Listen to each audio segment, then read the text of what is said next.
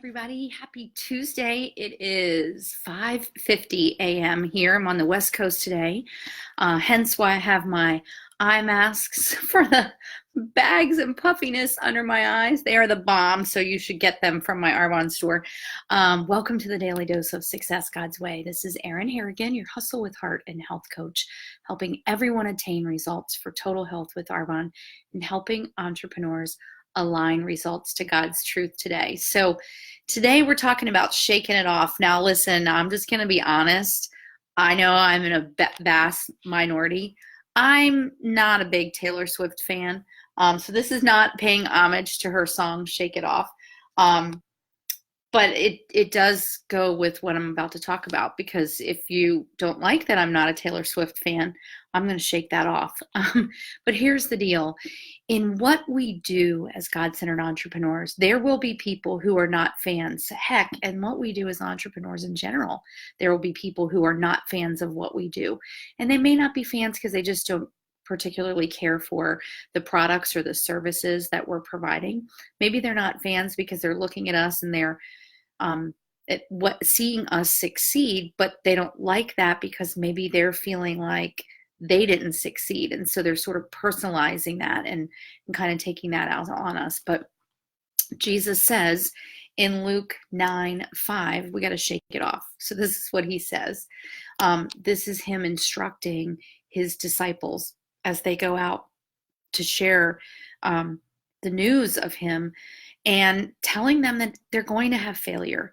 And I'm going to come back to that in a second, but I want to tell you what he says in Luke. So in Luke 9:5, he says, some people may not welcome you. If they don't, shake the dust off your feet when you leave that town. This will be a witness against the people living there. So you got to shake it off. So let's talk about failure for a second. Failure is inevitable. It just is. And I think in our world, first of all, we don't celebrate failures. We tend to judge failure. We tend to judge, and I'm guilty, people who don't want the same things as us, people who prioritize different things than we would, especially when it comes to our business. I think sometimes we tend to judge people who don't want the service or the help or the support or the products that we have, and we judge that they don't make that a priority. And I think that we judge failure around us, but we forget that we go through failure. Failure is on the journey to success. It just is. And as God-centered entrepreneurs, we know that success for us is really about becoming what God intended us to be, what he created us to be, to accomplish what Ephesians 2:10 says, which is, the things that he predestined for us. But there will be failure. There will be failure when he gives us instructions and we don't follow through. There will be failure when we don't only follow through part way, because partial obedience is disobedience.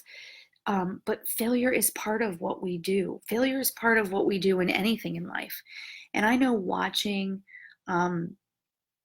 people in my life and especially younger people as they're embarking on their careers, they experience failure, and it's hard to explain to them that this is part of the process of who they are becoming and who they will be, and that they will look back in a year, 3 years, 5 years, and go, look how far I've come. So we got to shake it off. And not everybody's going to like us, and not everybody's going to like our message. My friend Brian Dixon recently published a book. I will post a link to his book below, by the way. And he got a hate message about it.